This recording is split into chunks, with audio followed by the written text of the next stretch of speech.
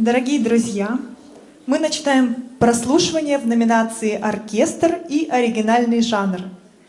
Я приглашаю на сцену камерный оркестр детской школы искусств номер 2, город Владивосток. Руководитель, заслуженный работник культуры Российской Федерации Амелянская Антонина Григорьевна. Концертмейстер Шелудько Светлана Ивановна. Сергей Прокофьев. Поезд из симфонической сюиты «Зимний костер».